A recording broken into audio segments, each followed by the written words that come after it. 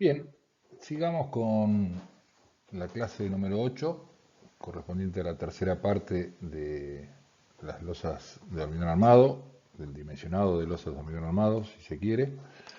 Y bueno, continuemos con lo que sigue. Tenemos nuevamente acá el recetario que habíamos empezado a ver en la clase anterior.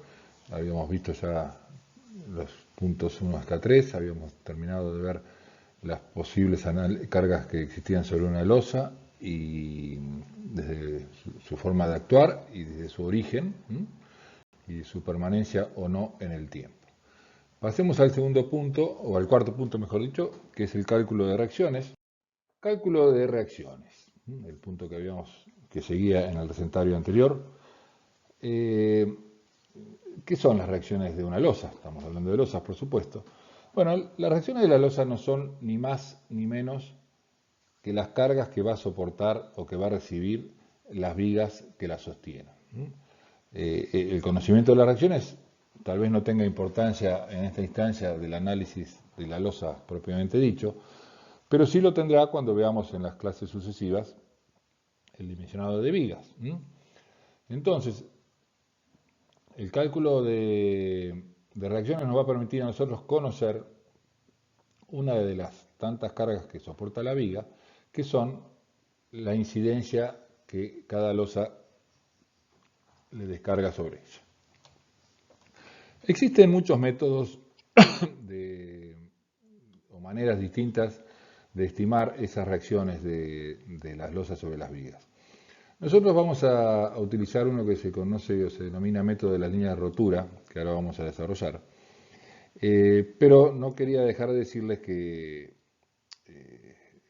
hay métodos mucho más prácticos, rápidos, efectivos y exactos que este método de la línea de rotura. Cualquier software de la actualidad y de hace ya unos tantos años nos daría ese resultado. Pero, como venimos siempre diciendo, no, cualquier método así informático se corre el riesgo, el uso de él, se corre el riesgo de perder el concepto de lo que estamos haciendo, cargar datos, recibir resultados sin saber qué significan, y eso es lo que no queremos, sobre todo en esta instancia que estamos tratando de conocer el funcionamiento conceptual de los elementos estructurales, de las estructuras, para que ustedes sepan cómo aplicar esos conocimientos en sus proyectos arquitectónicos. Así que bueno, en conclusión, agarremos para este lado que es el método de la línea de rotura. ¿En qué consiste el método de la línea de rotura para calcular las reacciones? Consiste en la siguiente suposición. Yo acá tengo dibujada una losa rectangular en este caso, que pareciera ser un techo a 4 aguas, un techo de chapa de teja a 4 aguas, pero no lo es. Encima tenemos estas flechitas que simbolizarían, que no lo son, insisto, el escurrimiento de las aguas. Esto es una losa que antes de soportar las cargas no presentaría estas líneas que están acá dibujadas, ni nada de todo esto que está acá. Cuando nosotros empezamos a cargar esta losa, supongamos que lo vamos cargando de a poco, vamos a notar, si tuviésemos una lupa, un microscopio, lo que sea, vamos a notar en la superficie, en la parte inferior de la losa, en la parte inferior me refiero a la parte de abajo, que la misma se va a empezar a fisurar siguiendo estas líneas que están acá. En este caso, para 4 bordes simplemente apoyados, estas líneas van a ser a 45 grados, equidistantes de cada uno de los lados, y cuando la losa termine por romper, suponiendo que se rompiera, vamos a ver estos 4 sectores, 2 triángulos y 2 trapecios. ¿Esto qué quiere decir, en otras palabras? Que aunque la losa no se rompa, y las losas no se rompen habitualmente por suerte, la carga que recibe este elemento, esta viga, no es más ni menos que toda la carga que está apoyada en esta superficie que es eventualmente rotura y que descarga sobre esta viga. Lo mismo, esta viga de acá recibe toda la carga que recibe de este triángulo y así siguiendo. Y con eso, en entiendo que el problema se traduce en un problema conceptual, ni más ni menos intuitivo, que me parece bastante razonable. La carga que recibe una viga es la carga que tiene la parte de la losa que está en contacto con ella y que se hubiese roto si la losa se hubiese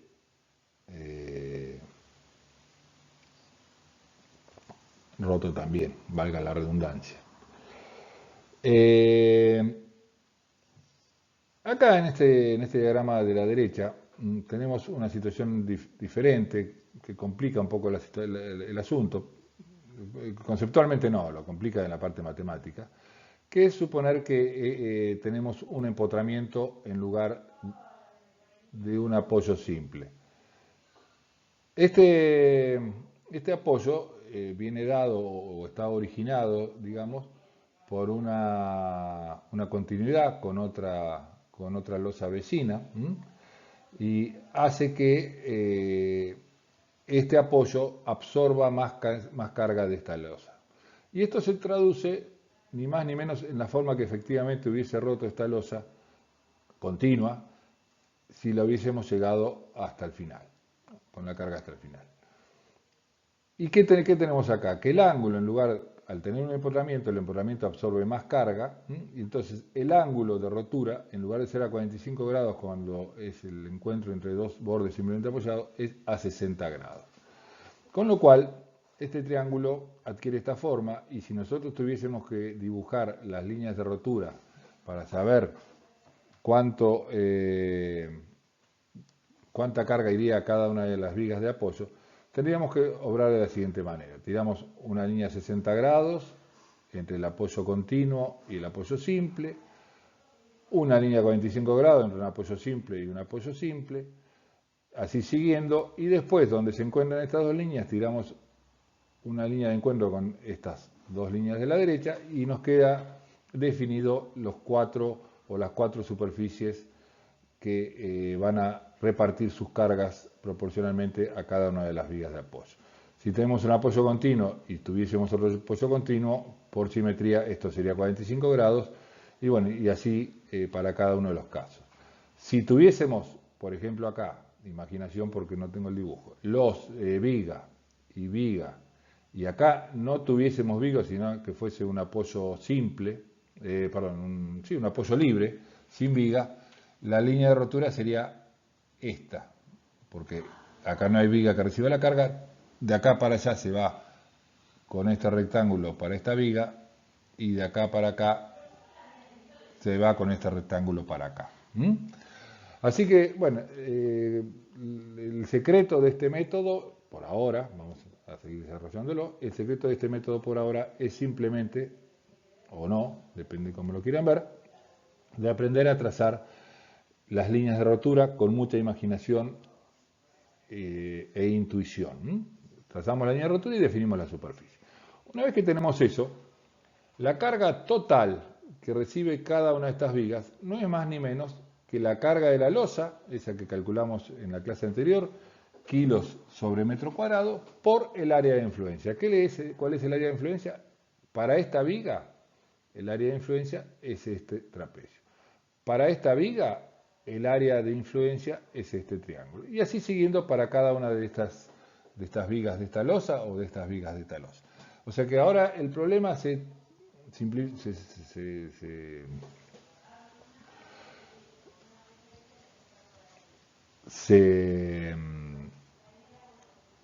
resume, digamos, en calcular las áreas de influencia, una vez que supimos trazar las líneas de rotura, multiplicarlas por la carga de la losa que definimos en el punto en la clase anterior, y tenemos la carga total en kilos, importante para lo que viene, en kilos, que recibe esta viga o esta viga o esta viga o esta viga según sea su área de influencia. ¿Por qué digo en kilos? Porque la carga de la losa está en kilos sobre metro cuadrado multiplicado por un área que tiene unidad de metro cuadrado con metro cuadrado se va y tengo la carga total de nuestra viga.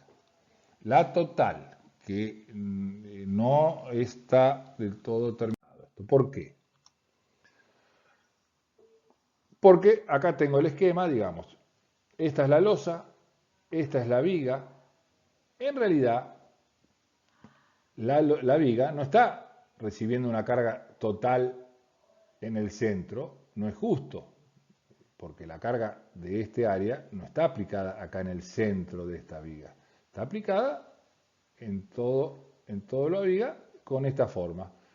Mayor carga, sí, es cierto, donde el trapecio es máximo, digamos, y después va disminuyendo su influencia a medida que me acerco al apoyo de la viga. De paso pregunto, ¿cuáles son los apoyos de la viga? ¿Quién representa un apoyo de una viga? Las columnas. Vamos a verlas más adelante. Pero bueno, entonces, la losa terminó aportando una carga trapezoidal a esta viga y terminó transmitiendo una carga triangular a esta viga. Así que tenemos un problema para después. Lo vamos a resolver ahora, pero el problema sería para después. Esta viga, en lugar de tener una carga uniformemente repartida, que es lo que nos conviene por cuestiones de practicidad y de dimensionado, imagínense ustedes tener que calcular el momento flector de esta viga con una carga trapezoidal.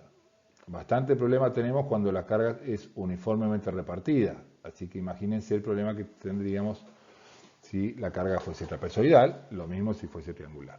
Entonces, ¿cómo resolvemos estos problemas? Como siempre, en esta materia, buscando la simplicidad a costa o sacrificando un poco la precisión, que es transformar la carga de este trapecio en una carga Q equivalente rectangular y la carga de este triángulo en una carga equivalente rectangular también.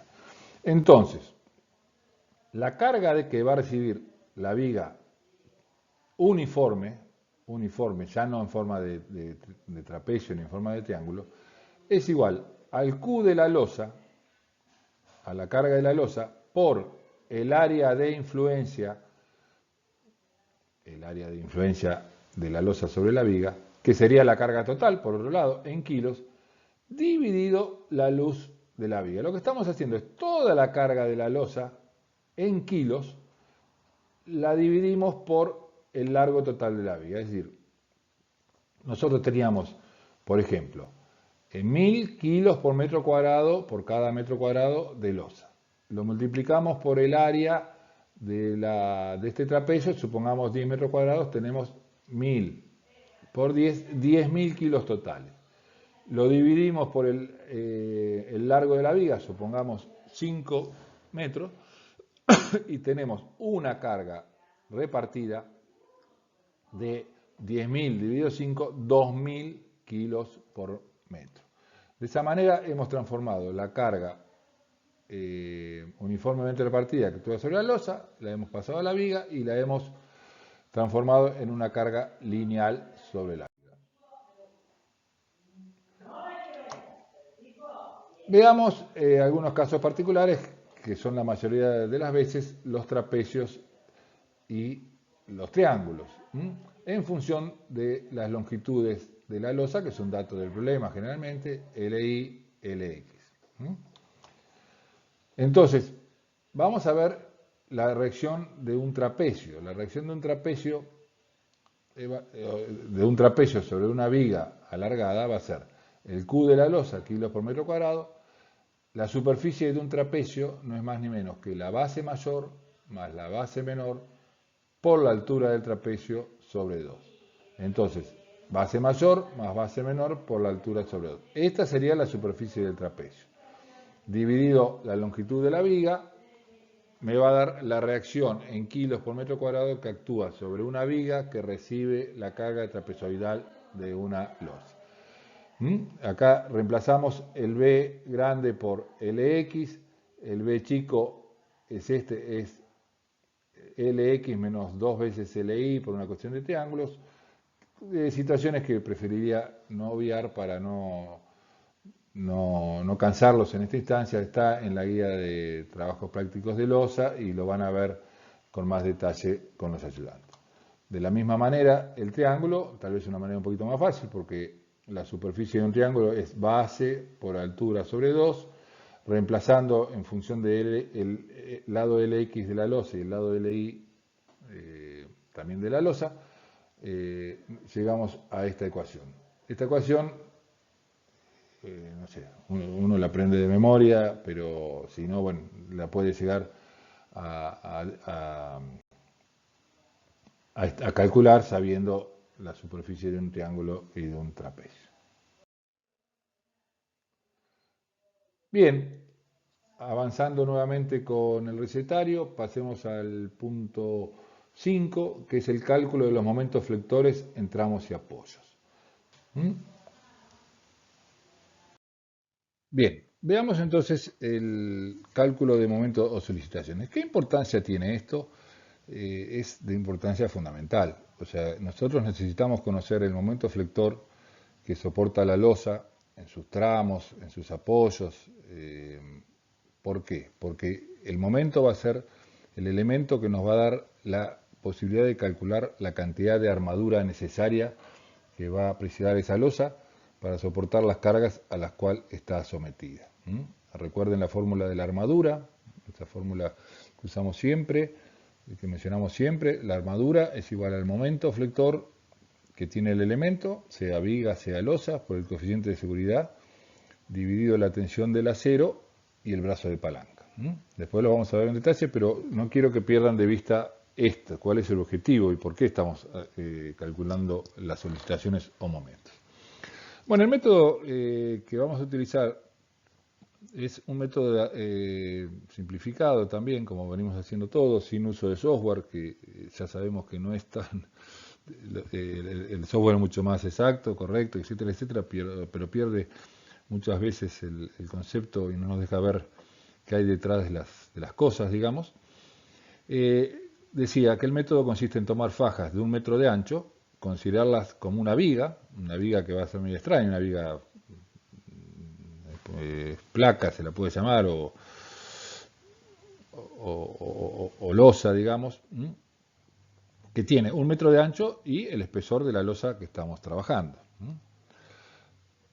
Entonces acá tenemos, por ejemplo, una losa unidireccional con 2 vigas opuestas de apoyo, sin vigas en los otros costados, con lo cual esta viga, independientemente si es cuadrada, rectangular, lo que sea, sí o sí va a ser armada en una dirección porque no tiene forma de armarse en el otro porque no tiene apoyo, digamos. Acá tenemos un corte y acá tenemos la famosa faja de 1 metro de ancho. En el caso de las losas cruzadas, la situación cambia o se modifica si se quiere. ¿Por qué? Porque tenemos 4 apoyos en sus 4 bordes, una losa cuadrada en este caso, tenemos una armadura en 2 direcciones, con lo cual vamos a tener una faja en un sentido y otra faja en otro. Este asunto o este esquema de las fajas va a permitir lo siguiente. Acá tengo esta faja, como les decía yo, de 1 metro de ancho de la losa, con el espesor de la losa, el cordón, la parte comprimida del hormigón en la parte superior, con la profundidad del eje neutro X que ya venimos hablando en las clases anteriores, y la armadura, en este caso representada globalmente. Esto no es la varilla que viene en este sentido, sino es la armadura que viene en este sentido, me había olvidado el láser, en el sentido de la faja, digamos, y va a estar representado por varillas. Esto es solamente un esquema que hace las veces de armadura general, digamos. Vamos a diferenciar en este cálculo de solicitaciones o de momentos flectores máximos de la losa los casos de losas unidireccionales de las losas cruzadas. Las losas unidireccionales es más sencillo. El hecho de estar armada en un sentido hace que lo que nosotros estamos suponiendo como una faja y una viga es exactamente eso, una faja de 1 metro que se va a repetir en todos los metros de ancho de la losa, de igual manera que la que nosotros calculemos. Nosotros vamos a calcular una faja y vamos a suponer que todo el resto de la losa se comporta como esa faja. Y todo lo que vamos a calcular, lo vamos a calcular por 1 metro de ancho de losa. En particular, la armadura, como vamos a ver en un rato. La carga que tiene esta losa, recordamos, en kilos por metro cuadrado, Q, es la carga G de las cargas permanentes, más P de las cargas de uso, siendo G las cargas permanentes y P la sobrecarga o carga de uso, como le dije. La faja tiene 1 metro de ancho, por lo tanto la carga que recibe la faja es la carga por metro cuadrado de la losa por 1 metro de ancho. Entonces me va a quedar efectivamente una unidad de carga de viga o de elemento lineal, kilos por metro. O sea, esta viga, esta faja de 1 metro, va a tener acá una carga en kilos por metro. Fíjense la faja apoyada con una altura total correspondiente a la losa. Los momentos máximos positivos los calculamos de acuerdo a las condiciones estructurales del elemento, si está simplemente apoyado, si está empotrado, todo de acuerdo como lo vieron en estructuras 1. Así como van a aparecer momentos máximos positivos en los tramos. ¿Por qué los llamamos positivos? Porque la deformación va a tener esta forma, las fibras traccionadas van a ser las de abajo, entonces los momentos son positivos. Pero no siempre esto es así. Podemos tener losas continuas, otra losa que esté acá abajo, siguiendo a esta o acá arriba. Entonces este apoyo, en lugar de ser un apoyo simple, si bien lo es desde el punto de vista de su formato, el hecho de haber una continuidad de material, que el material vecino está unido a este, hace que la deformada sea inversa a como venía con el tramo y pase a tener una curvatura distinta y las tracciones están en la parte superior. A eso vamos a llamar momentos negativos. ¿Cómo calculamos los momentos máximos y momentos máximos positivos y momentos máximos negativos? Con esta fórmula general, muy simplificada, no es el método, insisto, no es el método que se usa en la realidad práctica. Esto es una manera simplificada para poder resolver prácticas acá en el aula, pero no es la manera real que se hace con tantos software dando vuelta. El momento máximo va a ser Q, la carga lineal de esta faja viga faja, por la longitud de esta viga faja, dividido un coeficiente m que va a depender de las condiciones de apoyo de esa viga, y lo vamos a sacar el m de este gráfico, que es muy genérico, donde, por ejemplo, ¿qué tengo acá? Estos serían las vigas apoyos de nuestra faja. Esta es la faja que viene de varias losas, no como el caso anterior, sino una losa pegada a otra que forma una faja continua. Esa faja continua tiene este diagrama de momentos, momentos positivos en los tramos. Cuando tenemos apoyo simple, continuidad, suponemos Q por L cuadrado sobre 14. Cuando tenemos continuidad y continuidad, el momento es más chico, Q por L sobre 24. Y acá tenemos los máximos momentos en los apoyos. En los apoyos el momento es negativo porque la curvatura cambia.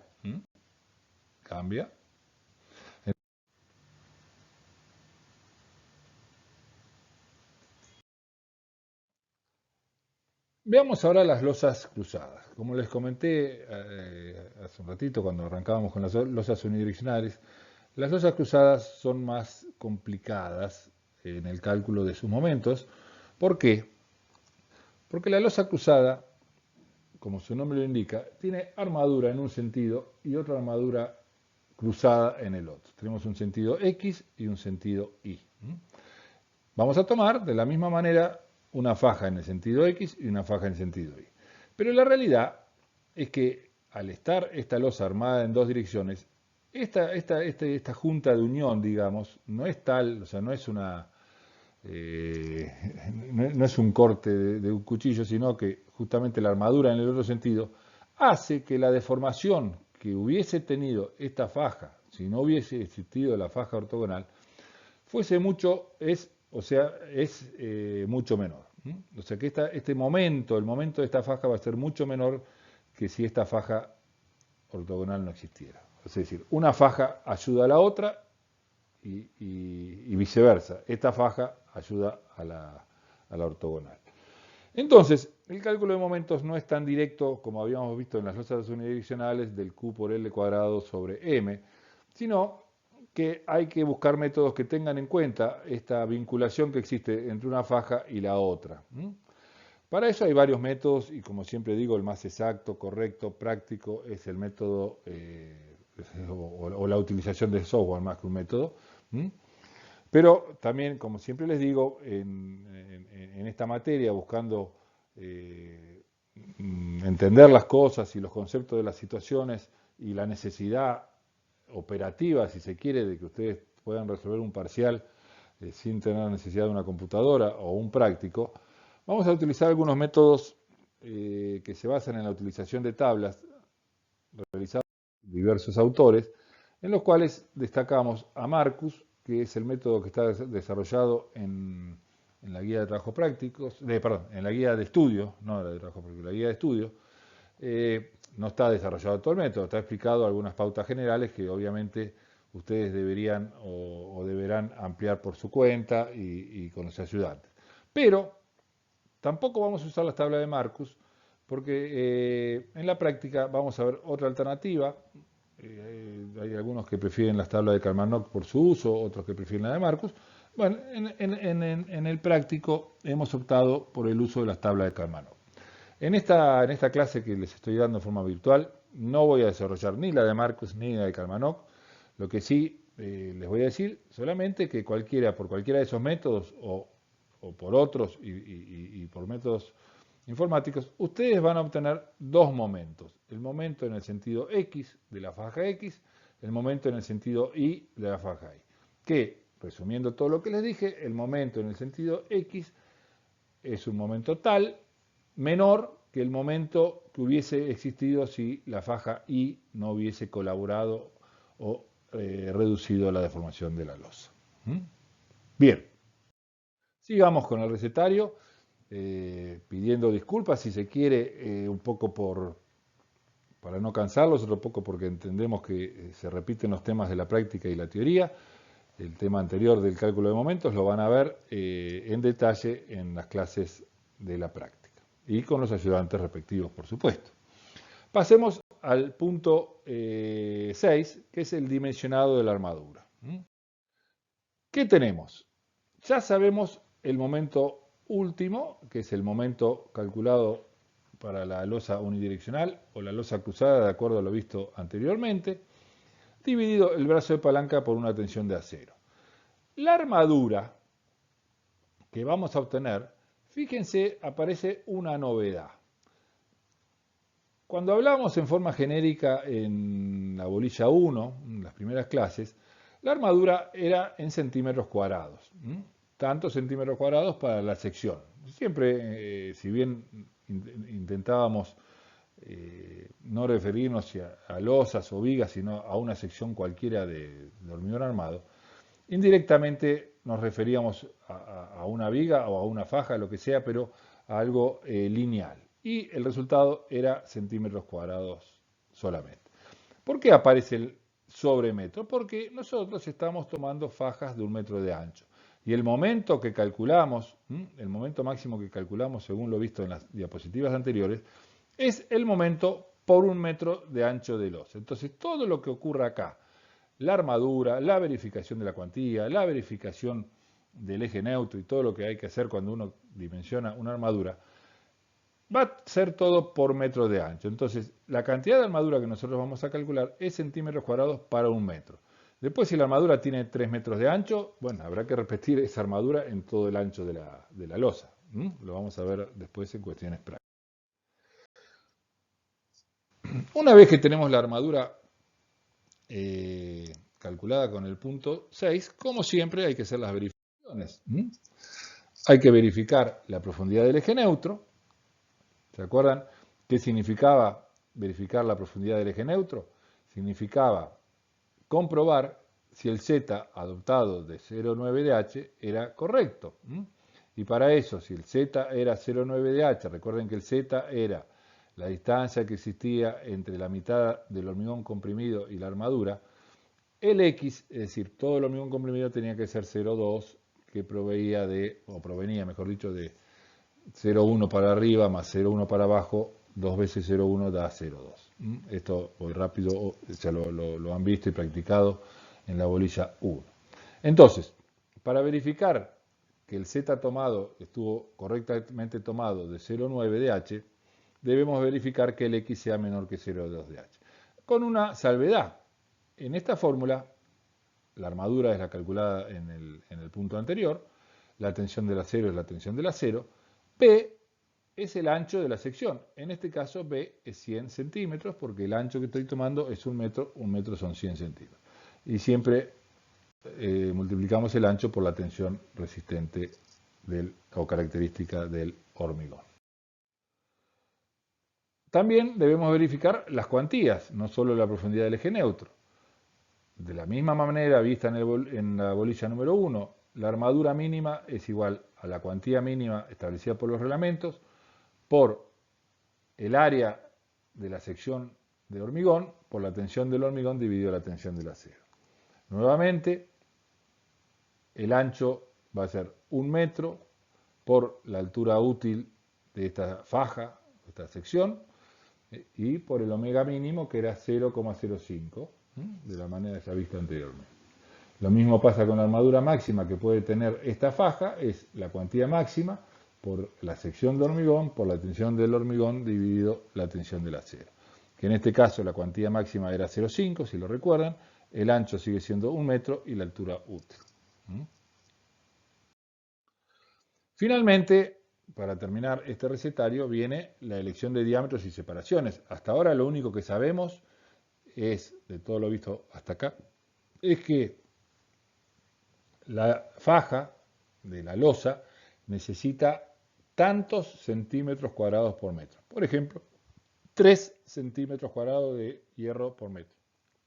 Tenemos que ver cómo llevamos a la práctica real, no a la práctica de la materia nuestra, sino a la práctica, a la obra, a la estructura de hormigón, al obrero, cómo le llevamos esta necesidad. 3 centímetros cuadrados por metro. Imagínense decirle al obrero, mira, por cada metro de ancho de losa tenés que ponerle 3 centímetros cuadrados. Obviamente no lo va a saber porque no maneja esos términos.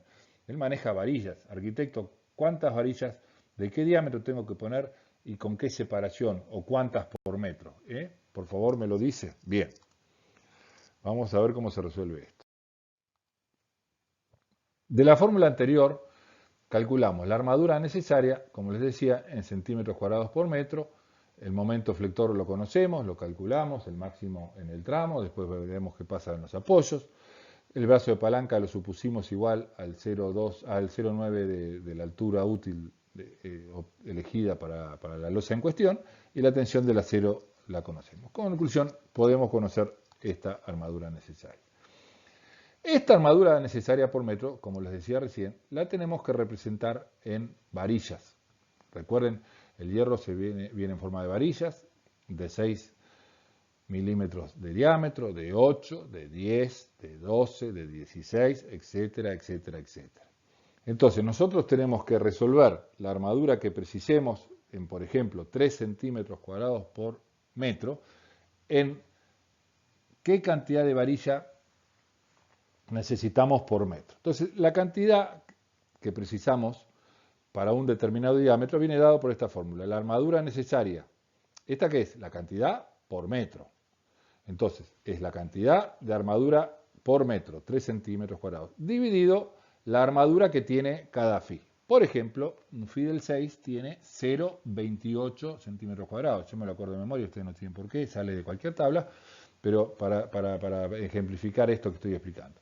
Entonces, tenemos 3 centímetros cuadrados que yo necesito, dividido 0,28 que tiene cada fi del 6, me va a dar una cantidad determinada de fi por metro, de varillas por metro. Si yo pusiera varilla del 8, el 8 en lugar de 0,28 tiene 0,5 centímetros cuadrados, la cantidad de varillas que voy a poner, o voy a necesitar poner, es menor, obviamente, porque esto es 0,5 en lugar de 0,28. Siempre voy a terminar poniendo los 3 centímetros cuadrados por metro, o lo que sea. 3, por supuesto, es un ejemplo. Entonces, acá tenemos la cantidad. Yo le podría decir entonces a don Juan, el armador, don Juan, a esta losa, por favor, póngale un fi de, por ejemplo, póngale 8 fi del 8. Esa es una manera. Si acá me dice, me sale 8, o justo 8 con 8, vamos a poner 10 fi del 8. Póngale 10 fi del 8. Es una manera que don Juan entendería. Pero más entendería si nosotros se lo expresamos en separación. Entonces, 1 metro dividido la cantidad de fi por ejemplo, esos 10 Fidel 8, 1 metro dividido 10 Fidel 8, me da una separación de 10 centímetros. Entonces yo a don Juan, en lugar de decirle a esta losa ponele 10 Fidel 8 por cada metro, le voy a decir ponele un Fidel 8 cada 10 centímetros, si es la situación.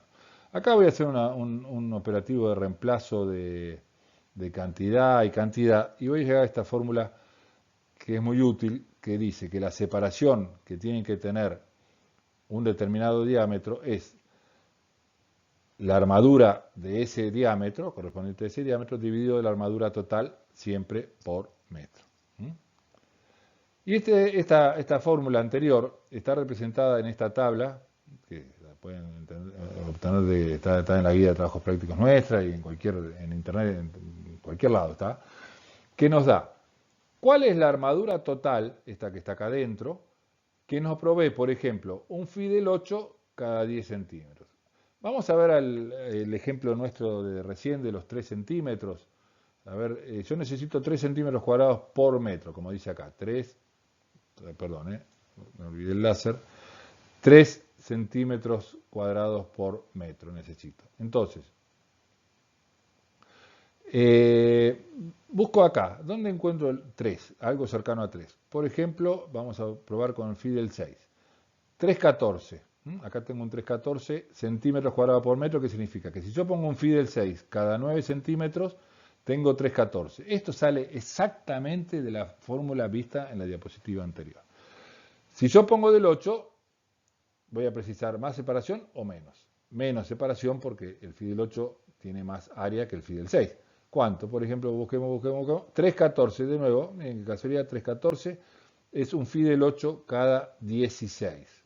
Y si pongo del 10, 3,14 nuevamente, fíjense el 3,14 aparece siempre, que es un Fidel 10 cada 25. Entonces, esta tabla automáticamente, sin uso de la fórmula anterior, me permite a mí ver qué armadura, con qué separación me provee determinada cantidad de armadura. Bueno, acá tenemos una foto esquemática. Acá tenemos, esta es la armadura que yo les venía hablando. Esta puede ser armadura del 8, del 10, no alcanzo a darme cuenta, probablemente del 10. Vemos acá un detalle acá en esta sombra que se ve allá al fondo, tengo la viga. Y fíjense lo que está ocurriendo de algo que vamos a comentar ahora en un ratito. La armadura viene por el tramo, ¿en qué cantidad? Fidel 6 cada 12 centímetros, lo que sea, Fidel 8 cada 12 centímetros. Fíjense acá, este otro detalle interesante, acá tenemos una armadura que no sé si alcanzan a ver, primero que es de un diámetro mínimo, del 6 en este caso, la separación es una separación grande. Esta es una losa unidireccional, donde tiene una armadura principal en la dirección de armado de la losa, y en el sentido ortogonal lo único que tiene es una armadura mínima que vamos a ver en un ratito. Y fíjense lo que pasaba acá. Acá, cuando la armadura está llegando en la cercanía de su apoyo, del apoyo de la losa, esta viga es el apoyo de esta losa, cuando la armadura está llegando cercana al apoyo, fíjense, hay un hierro que sigue derecho y otro que se dobla, buscando la parte superior de la losa cuando esté hormigonada. Esto se puede hacer. ¿Por qué se puede levantar? Porque no es la foto el mejor dibujo para mostrarle esto, pero se puede hacer porque el diagrama, el momento máximo de la losa está en el centro de esta losa sigue para la derecha, y a medida que nos vamos acercando al apoyo, por un lado empieza a disminuir y llega un momento, ¿se acuerdan que al tener un apoyo continuo, el diagrama de momentos pasa a ser negativo, las tracciones están en la parte superior de la losa, en la cercanía de los apoyos, y esta armadura que yo levanté me va a colaborar a tomar parte de ese momento negativo. A ver, ahora ampliemos un poquito esta situación de la armadura en los apoyos. Esto es lo que les estaba diciendo recién. Esta es una losa, la faja de una losa. Acá, ¿por qué yo puse B5, B6, B7? Porque las vigas son apoyos triangulares, apoyos simples de las losas. Este es el diagrama de momentos que ocurre en esta losa continua, losa tramo L3 y L4. El momento, por supuesto, es positivo en el tramo, con un valor momento máximo, y a medida que me voy acercando al apoyo continuo, en el apoyo que no es continuo, el momento vale 0. En el apoyo que es continuo, el momento vale algo que es negativo. La deformación pasa a estar en la cara superior de la losa. Este es el máximo momento negativo que yo tengo en el apoyo entre la losa 3 y la losa 4. Y acá tengo el máximo momento positivo de la losa 4. Entonces tenemos para una losa continua momentos positivos en los tramos y momentos negativos en los apoyos continuos. Y aparece este término medio extraño, armadura en caballete. ¿Qué es esto?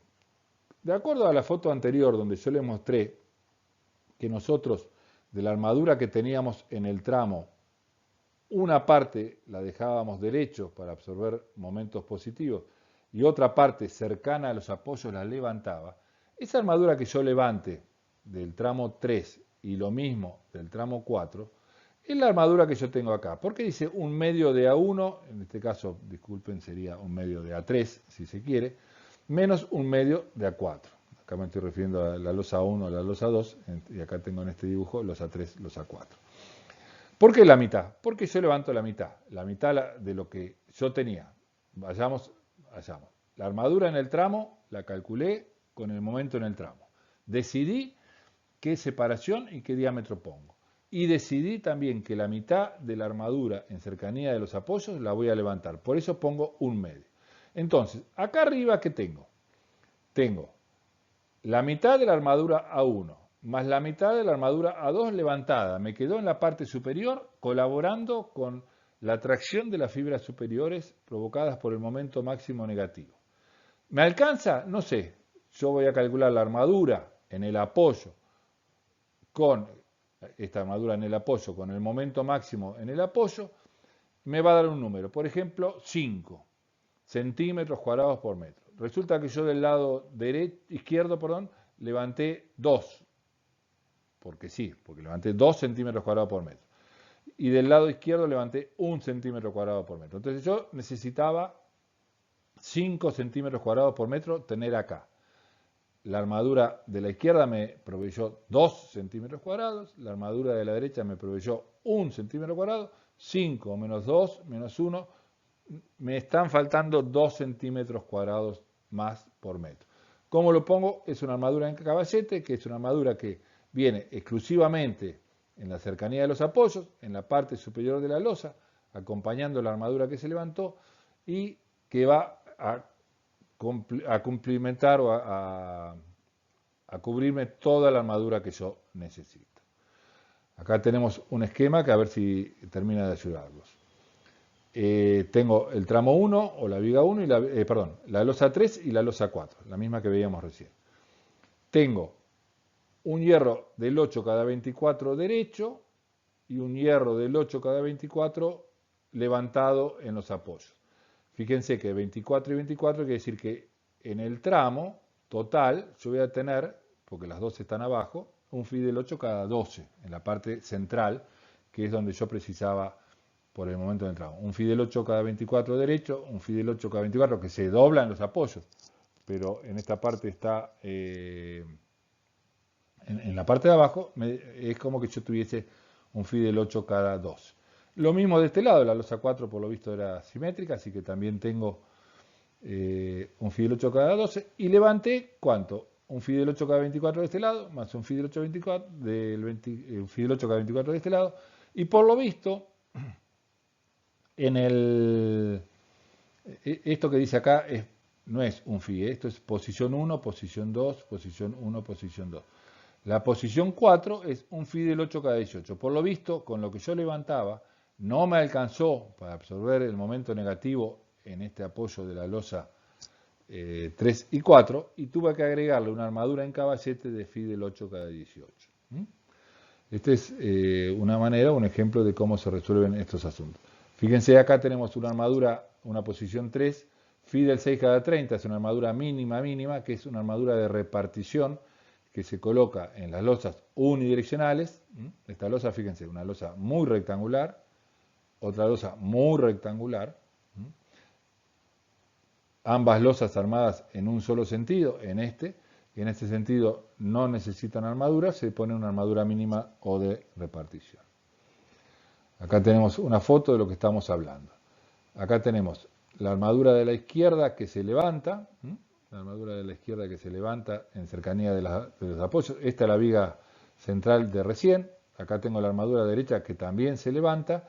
Y acá tengo indicada una armadura adicional que se tuvo que poner en la parte superior. El obrero la está poniendo en estos momentos, para completar la armadura total que necesita este apoyo de losas. Esta es la viga que para la losa es un apoyo. Armadura de repartición es lo que mencionamos recién. La armadura de repartición que me recomiendan o exigen los reglamentos es la armadura principal dividido 5, o sea, la armadura que dio el cálculo de la armadura principal de la losa, pero nunca menor que 3 phi del 6 por metro de losa, que es lo mismo que decir phi del 6 cada 30, que no sé si recuerdan, es lo que teníamos en ese esquema de las posiciones de los hierros. Acá tenemos la armadura de repartición, phi del 6 cada 30. Armadura en voladizos, esta es una viga, esto es una losa que funciona como voladizo, acá no tiene viga, funciona como una losa empotrada. La armadura, importantísimo, es este detalle. La armadura va en la parte superior de la losa. ¿Por qué? Porque esta losa tiende a deformarse así. Las tracciones del hormigón armado están en la parte superior. La armadura va en la parte superior. Esta viga es una viga invertida, ojo la confusión que puede provocar esta foto. Esta es una viga que en lugar de estar abajo, está arriba, pero a los efectos prácticos esto es un voladizo y la armadura tiene que ir donde están las tracciones. Algunas disposiciones constructivas y espesores mínimos, amén de cualquier resultado que les haya dado todo lo que venimos desarrollando en el recetario. Los espesores mínimos reglamentarios son para losas inaccesibles 5 centímetros, para losas accesibles 7 centímetros y para losas transitables por vehículos 12 centímetros. Otras cuestiones también. La armadura mínima de una armadura principal, no estoy hablando de las reparticiones, sino para losas unidireccionales o cruzadas, pero con armadura principal, no puede ser menor que un phi, menor que un phi del 6 cada 15 o equivalente a un phi del 8 cada 20 centímetros. La separación mínima de la armadura principal tiene que ser 15 más el espesor de la losa dividido 10 para pasarlo a centímetros. O sea que yo tengo una losa de 10 centímetros, sería 15 más 10 dividido 10, 1 centímetro más. O sea que la separación máxima permisible sería de 16 centímetros en ese caso. La armadura de repartición, como lo dije recién, no puede ser, debe ser no menor de 3 phi del 6 por metro. Bien, ya con esto daríamos por terminado toda la parte de dimensionado de una losa y solo me queda para terminar unas cuestiones puntuales que son las cargas lineales sobre las losas que están representadas por las mamposterías, y acá vamos a distinguir dos casos. Cuando uno tiene una losa unidireccional, si la pared es paralela a la dirección de armado, deberá colocarse un refuerzo. Imagínense la dirección de armado, una pared que coincide con la dirección de armado de la losa, que está apoyada en ese sentido. En ese caso se coloca un refuerzo, como vemos acá. Esta es una losa unidireccional, armada en este sentido solamente, y acá tenemos un refuerzo. Un refuerzo es una especie o pseudo viga, pero se lo llama refuerzo, que se coloca solamente en la parte de la losa donde va a ir la pared posterior, y que tiene la particularidad. ¿Cuál es la diferencia entre un refuerzo y una viga? Primero, que no tiene espesor, que el refuerzo queda perdido dentro de la losa, o a lo sumo se lo invierte un poquito para que quede perdido en el contrapiso. Y la particularidad que tiene es que, dada su poca rigidez, no forma losas. Una viga, si yo tuviese una viga y no un refuerzo, esta sería una losa de este lado y de este lado tendría otra. El refuerzo no divide una losa de otra, solamente es una viga cuya única carga es la carga de la pared que tiene por encima, no recibe reacciones de la losa vecina porque la losa reparte su carga en estas dos vigas opuestas y solamente recibe la carga de su pared. En cambio, si la pared es perpendicular a la dirección de armado, debe ser considerado como una carga puntual en el cálculo de los momentos. En este caso yo tengo una losa unidireccional armada en este sentido, esta es la faja de mi losa, esta es una viga donde apoya mi losa, esta es la otra viga, y yo tengo una pared que en este caso la dibujé en el centro, la podría tener más al costado, de acuerdo a donde esté la pared respecto a la carga. En ese caso la carga de la pared es el PV de la pared por el espesor de la altura, por el espesor de la pared por la altura de la pared. Este es el diagrama producto de la pared. A esto obviamente después hay que calcular el momento completo con la carga que tenga la losa propiamente dicha, la carga uniformemente distribuida provocada por peso propio, todos los pesos existentes, más la carga de uso de la losa. En cambio, en losas cruzadas vamos a utilizar un pequeño truquito, una pequeña simplificación que no está tan lejana de la realidad, que es distribuir en forma uniforme en toda la losa el peso total de la pared dividido de la superficie de la losa. Es decir, ¿qué tenemos? Tenemos una pared que obviamente no está en toda la losa, está en algún lugar de la losa. Calculamos su peso propio de esa pared. ¿Cómo? Con el PV del material con que esté hecho la pared, por el espesor de la pared, por la altura de la pared. Siempre de la pared. Eso me va a dar perdón, acá le está faltando, me acabo de dar cuenta, por el largo de la pared. El largo de la pared. O sea, en definitiva, el PV es kilos por metro cúbico. Tenemos que agregarle el espesor por la altura y por el largo. Ahora se lo voy a agregar en la corrección del power, por el largo, dividido la superficie de la losa. La superficie de la losa, entonces, ¿qué voy a obtener? Al peso total de la pared, lo divido por los metros cuadrados que tiene la losa y voy a tener una carga de pared, pero no aplicada donde está la pared, sino como si estuviese aplicado en toda la losa. Ya sé, no es lo mismo, ¿no? Que esté aplicado en toda la losa que por efecto de la carga puntual. Pero bueno, es una manera de simplificar las cosas y seguir adelante. Bueno, ahora sí, para finalizar, este es un esquema, un plano de una losa de un piso de un edificio, de la estructura de todas las losas, donde se ven las distintas losas, L1, L2, se marcan acá los espesores que tiene para que el obrero rápidamente y en obra sepa los espesores que tiene cada una. Acá tenemos seguramente el agujero del ascensor, acá tenemos escaleras, acá tenemos voladizos, fíjense cómo se indican las losas con diagonales para las losas con los 4 bordes apoyados y cómo se indica el balcón. Esta B corta es de balcón. Acá tenemos otro balcón. Acá tenemos un refuerzo, como hablábamos recién. Acá arriba seguramente viene una pared divisoria de alguno de los ambientes que den lugar al proyecto arquitectónico. Y acá tenemos la armadura Fidel 6 cada 15, Fidel 6 cada 30. A ver si hay algún refuerzo. Acá no se ve ninguna armadura en caballete, capaz que no hacía falta. Bien, acá tenemos Fidel 6 cada 30, esta es una losa unidireccional, esta es armadura de repartición, esta es una losa cruzada que lleva armadura Fidel 8 cada 15 en el sentido corto, Fidel 6 cada 15 en el sentido largo. No lo hemos charlado, pero las losas cruzadas que son cruzadas porque no son tan rectangulares, en general la armadura, eso es un detalle que hay que tener en cuenta, la armadura principal va en el sentido corto, que es donde más se curva respecto al sentido largo. Una planilla de cálculo y de obra, bueno, en la obra no hace falta tantos detalles, pero acá tenemos para cada losa las luces, las cargas, peso propio, la luz del peso del contrapiso, alguna pared que tuviese acá incidencia de la pared, las cargas, las sobrecargas de uso de cada local, fíjense, algunos que tienen 200, 300, 150, depende del uso que tengan, las reacciones, los momentos máximos y las armaduras. Bueno, y con esto damos por finalizado, casi una hora, disculpen por lo largo de esta clase. Con esto damos terminado la explicación de la teoría de losas y bueno, en la próxima bolilla vamos a ver vigas de hormigón armado. Gracias por la atención.